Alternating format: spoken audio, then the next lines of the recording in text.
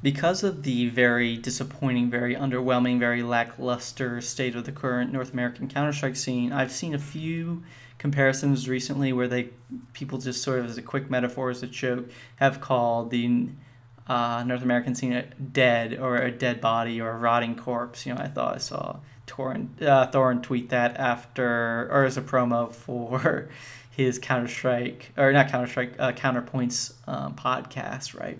So this is, if you just think about this real quick, and think about it as a metaphor, the idea is pretty simple. A corpse or dead body is no longer capable of locomotion. It's no longer alive. It's no longer productive. It has had the life taken out of it, right? Or it's lost its life. It's somehow become incapacitated and inanimate almost, right? Or it is inanimate. So when you compare that to the Counter-Strike scene, you're saying the entire North American Counter-Strike scene is like a single unit, and that single unit is unproductive. It's useless. It's no longer lively. It's no longer producing results, right? So this is the sort of quick comparison. That to say something's dead, I mean, this is people use this for teams or for lots of things, like, oh, it's dead, it's no longer useful. The game is dead, that means no one's playing it anymore. This is just a very simple, normal sort of comparison people make. But if you think about it as like in terms of a metaphor, in terms of something that you are trying to write as like an article or as a video, like as a extended metaphor, or with a lot of points, a lot of different points of comparison, like say like an extended poem, like where there's a bunch of comparisons, like Shakespeare's A Midsummer Night's Day poem, where it compares a youthful, attractive young man to a summer day, because they're both sort of fleeting and radiant and attractive, but they both are have a limited window on their attractiveness window before that day, before that person is no longer attractive, right? So to try to add some depth to this metaphor, you wouldn't. Well, first of all, you wouldn't compare all of Counter-Strike or North American Counter-Strike to a single person, because it's multiple different teams and it's multiple different players within those teams. So like one person is sort of weird comparison to make, or if you're going to do a really extended metaphor. But yeah, just on the most basic level, like dead maybe isn't the best descriptor, right? It's sort of a hyperbolic descriptor. But if you think of a dead body, it's incapable of coming back to life. It's incapable of reanimating, unless we're talking about like mythology or popular culture with like zombies or comic book characters, or like Lazarus or something like this. When someone's dead, it is incapable of producing results again. North American Counter-Strike, I don't think anyone's going to argue that it is incapable of ever coming back into prominence, or there's never going to be a team from North America, or a majority North American team. Maybe there's like a European player or two or three or something like this that's going to be relevant in the competitive scene, a top 8 team, a top 5 team. I don't think anyone's suggesting this. I just think they're people are just saying how terrible, how unproductive, how incapable the current landscape looks. So yeah, this sort of just topic, I was just thinking, what's the best extended metaphor you can make for the current state of North American Counter-Strike? So in this video, I'll just do 2 things. I will talk about what I think the current state is, how I see it, and then try to convert that into a couple different metaphors that might be more extended, more useful, more illuminating, more in depth. So the way I see the current state of North American Counter-Strike, and the way I see all the current pessimism or criticism, is because of the disparity in results between sort of this last period to play and like what I call the uncertainty era, that period to play from September to say December, or maybe even till the major. That period of play where there wasn't really a stable top scene, and a lot of different teams won events, and including Cloud9 and Optic. So maybe the comparison isn't even fair to begin with, because This current era is much, much, much more competitive. There's like, I would say 7 really consistent, very strong teams. I think some people want to throw in Navi there, but yeah, there's, they're going through, they're going to change out coaches soon. But okay, that's a separate issue. So maybe that's an unfair comparison, but Cloud9 did win a tournament, first time in a decade. A North American team won a very highly competitive tournament. Optic also won a tournament. They were like the lowest ranked team on HLTV to ever win a big international tournament. So there's these 2 really good results. Optic looked like a top 3, or if you're being really ungenerous, a top 4 team in the world in that December period, right? With their 2 results, their E-League Season 2 first place finish and their ECS Season 2 finals second place finish. So, I mean, maybe you want to put like Virtus Pro, even SK above them still in that period, but and then obviously Astralis as well. But, they're still a very highly rated team in comparison to the international scene. But if you look at the scene in its current state, you have Astralis, VP, SK, FaZe, North, Navi, Fnatic, G2, and then these sort of more upset-oriented teams like Gambit, Heroic, and Immortals. So this is 11 teams I think I just named.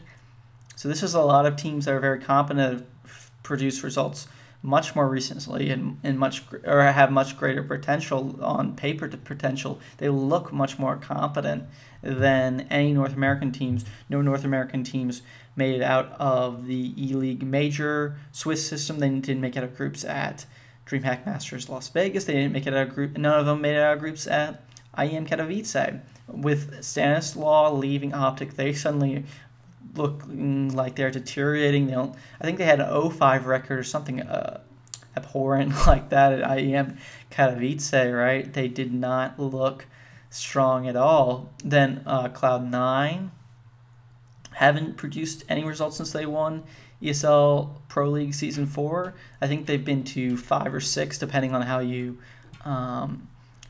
mark those up, 5 or 6 premier level tournaments, and they've gone to the group stage of all 5, 6. Or, well, the one that's contested in my mind is the E-League Major main qualifier, and that was a Swiss, but they didn't make it out of that one as well. So 5 or 6 tournaments they couldn't get out of the preliminary stage, not necessarily the group stage, but that opening stage they couldn't make it past that halfway point. They were in the top half of the field. This is not a good record. They don't seem capable. They don't seem productive to go back to they don't seem lively. They don't to go back to the corpse sort of thing, the dead body minor metaphor. And then there's Team Liquid, who haven't been on LAN yet. They're apparently going to make a roster move in the next week. They look to make roster moves this past week with Mixwell and Rush joining. They already picked up Stanislaw, so they seem like they're in a transitionary period. They look better on paper. They seem, they have the de facto #1 in-game leader in North America right now in Stanislaw. But, they've not looked super productive, super good, super lively, super competitive since Simple left the team. I mean, they did have that one ESL, one New York top 4, but that was an 18 tournament. So just getting out of there, 18 Swiss automatically gave them top 4, and they lost to Navi immediately in the semifinals, right? So and then all the tournaments they attended after that, they didn't get out of the group stage. All the premier level tournaments, I should say. So I think did they get out of groups at Northern Arena Montreal? I don't remember that tournament. No, it wasn't Northern. It was iBuyPower Masters. Was it? No, it was Northern Arena Montreal. Liquid was. Okay, I have to look it up. I'm screwing up. I think I'm getting them confused with Cloud9, but Cloud9 made the finals of iBuyPower. I always get because those tournaments I think happen the same weekend. Cloud9 made the finals of iBuyPower Masters, and Optic made the finals of Northern Arena Montreal and won it. And then Cloud9 won. Okay, I'm getting really sidetracked. But yeah, Liquid haven't been able to produce any significant results since ESL One New York with Pimp in the lineup, right?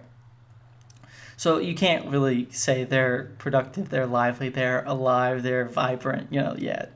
Even though they do look better on paper, and people, there's no results, and in this new sort of post, let's say in 2017, it's almost we're almost 3 months complete of 2017. There's just been no results by any North American teams. This isn't. Yeah, there's only been 3 tournaments, to be fair, 3 big tournaments, but there's been no results. It's been a long time since a North American team has been able to produce or is provably capable of producing. So this is where I think some of the comparisons are coming in. So the criticism, and it's justifiable criticism. I'm not going to be an apologist and say, oh no, their practice effort is great. They scrim great. They have all the right pieces in place. There's in-game leaders. There's oppers. There's leaders. Right. There's emotional leaders. People are completely correct, completely valid in their criticisms of the failings in the North American scene. I to say it's dead though is just that I think that's I don't think anyone would argue they're dead, right? It seems like they have the right pieces, just like the combination has to be right, or they have to be molded by a good leader, or they have to make some sort of adjustment. And it seems like this happens in. Oh, if you look at the history of North American Counter-Strike, there's been periods where there's no leading North American Counter-Strike team, and that sort of gets people really riled up. How do we save NA? This sort of discussion comes up. But yeah, this is this state, this sort of depressed, unproductive state that North American Counter-Strike is in. So I'll go ahead and start with what I think some metaphors that are more extended, more complete would look like. So the first one I came up with was probably my weakest one. Was I compared it to like a bus, right? This North American Counter-Strike team scene is a bus, right? And all the players, or like let's go back and instead of saying the entire scene is a person, let's say all the teams are one person. So maybe it's just like a bus, and there's a bunch of bums in the bus just not producing anything. The NRGs, the complexities of the world, they're not, they're not producing results at international tournaments. They're just sort of there. And there's mainly 3 guys that sort of always are driving the bus, and they take turns, right? So there's Cloud9, Liquid, and Optic. And maybe in the past that was Cloud9, Liquid, and CLG, or before that it was just Cloud9/Complexity and iBuyPower. But yeah, there's 3 people, and they sort of just take turns. First, Cloud9 was sort of first Liquid was doing well in the summer of 2016. Then Cloud9 picked it up in the fall, and then there's Optics little 2-3 tournament run. They had Northern Arena, Montreal. They had Ely Season 2 and ECS Season 2. Finals, the ECS Season 2 finals. So there's like 3 tournaments where they looked pretty good. Northern Arena Montreal was anywhere near that level, but okay, let's say 3 tournaments. So they sort of drove the bus there, so they're just sort of taking turns, and right. But the problem is when neither of these 3 teams are driving the bus, the public becomes very aware of how bad the bus is, how the bus is full of bums, because it's immobile, it's useless. Because no one's driving it. Or maybe you even want to go further, that Optic have sort of just jumped out the steering wheel, and now it's sort of careening towards a ledge or running towards a brick wall, right? There's this antagonism, there's this feeling of that the North American scene is dying or something like this, or is useless or unproductive. There's this real palpable sort of anger in the community right now, or among analysts, among commentators right now, about how terrible the North American scene is. So maybe this is sort of like a good metaphor. But the problem with this is, it's like when you can think of a team, it's like a composition of 5 or 6 people if you count the coach. So that would be sort of weird. Like, why did Optic suddenly just want to jump out of the driver's seat? Why did Optic suddenly fall asleep at the wheel or something like this? Just because part of their capability was moved over to liquid. They lost some of that. Now maybe you want to say that optics shouldn't have fallen off as hard if once Stanislaus moved over. That's fine, but there was a change. There was a perceivable change, a perceivable effect to why optics sort of just threw the wheel to the side and started careening towards a park bench or a light pole or off a cliff or something like this. There's no one, or like you want to just say that they got out of the way, they got out of the seat and no one's driving anymore, and it's just very perceivable that no one's in control, that the bus isn't moving, the bus isn't useful, isn't ferrying people from one destination to the other, it's not appeasing the North American fan base. So that's a problem. So I thought of a different one. Maybe a better one would be comparing it to like an investment firm, and all the North American teams are investors, and the players within those teams are like their portfolios, right? And this is a North American firm. They all speak English here, so it makes sense that they're investing in North American entities, North American companies. So all the players are North American. All the securities that these investors are investing in are North American players, right? So this is sort of more extended, better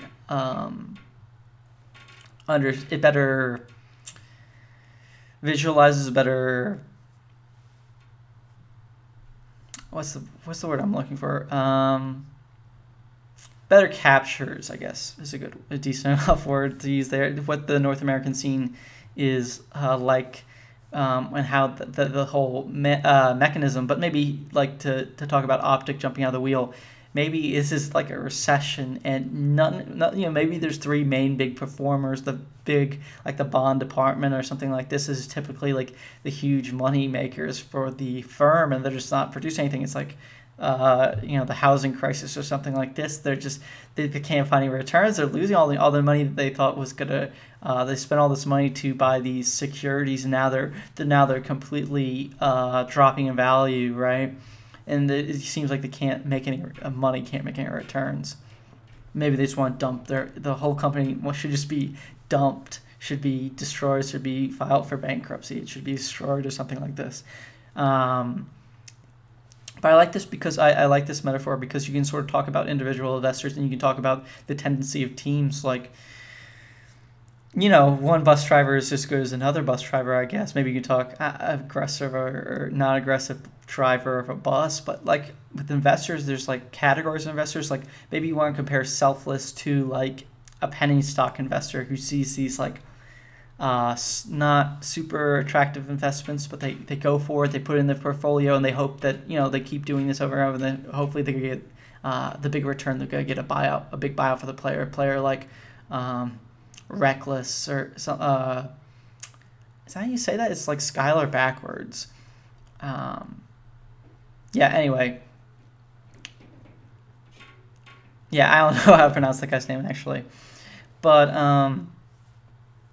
like that guy, or maybe go to a different team like Liquid. Maybe that's like the guy who's always following the trends, following like the thing that's taking off, like maybe like tech companies in the early 2000s or something, like a fad, like SodaStream I heard was like a big fad or something like this. The product that would like you make your own soda at home, like this was like a sort of fad. Or maybe like Tesla is like a fad right now, I guess, or was a fad. I'm not an investor myself. I don't know these things super well, but something like this. Or maybe let's go to different teams. Say Optic is a value investor. They think that certain players are undervalued, and they sort of just ride it out, and they sort of put it in their portfolio and hope that sooner or later that the market's going to value the thing correctly. They're going to produce the results that they should be producing. It's just like a negative stigma attached to them that makes them seem less useful. So like it's what Optic is when they were successful is three guys from Conquest, which was like a top 5, top 4 North American team, depending on where you put complexity in that. I would say Conquest was better complexity when they were still around. But then they sort of became Optic, and it wasn't super attractive, but they sort of got these other value investments. They sort of got Mixwell, who's someone, so maybe some people had an eye on him, but didn't know for sure he was going to be, like a star or a superstar or anything like this, and optics sort of just put him into the portfolio, and he turned out to produce great dividends. His value was shown through pretty quickly after an event or two, And then Tarek is another guy who's sort of maligned by his reputation, though, I mean, that's a pretty accurate, his reputation was fairly accurate as not being a guy who could perform at high-level tournaments, but versus the best competition in the world. But, he was sort of not super well valued. There was that story running around that Cloud9 refused to pay a $40,000 buyout, so people didn't think him super highly, and the optics just put him in the portfolio, and he turned out to also be able to produce, to provide returns. He turned out to be very decent. And then, say, Cloud9's maybe just a guy who's just buys index funds or stocks with dividends or something like this, low beta, consistent return stocks, something like this, or bonds, or some sort of investment, some sort of security, because maybe they're just known as a team, as an organization that doesn't make a lot of changes, doesn't they just want to see this long, they're just sort of churning out the incremental profits. They think of their team is very popular, produces a lot of content, is good for sponsors, but hasn't been good recently. And they seem very, even if you go to League of Legends and if you talk about old Cloud9, like the previous iterations of Cloud9, they always seem very hesitant to make roster changes. Now, the pickup of Stewie 2K was obvious a risk, but maybe that was sort of maybe that was sort of they don't want to pay for the super expensive technology stock that's already like $500 a share in like a Tarek, or picking up a Hiko again, or a Sean. Sean Garrett's left when they pick up Stewie 2K. Maybe, like Get Right. He was a person that people were considering. This would have been like the big purchase. So they're just sort of picking things with they think they can get the returns right. So this is a good way of describing the teams, but like to describe again how the North American scene is sort of gotten into trouble now. It's not because it doesn't make sense if one person passes off. Like securities can't really be passed. Well, I guess you could trade amongst the firm, but like having a different security on your firm, there's not that much synergy. Like one guy won't affect having one security in your portfolio won't affect all the other securities. Maybe there is some limited, you want to like I don't know that much about investing, so this is sort of weird, but maybe you want to like diversify and make sure all your risks are managed, and that like if scenario A happens, you'll be okay, and scenario B happens, you'll be okay. But there's not the super amount of synergy. So like Stanislaw leaving Optic wouldn't ruin their portfolio of Optic in this investor example.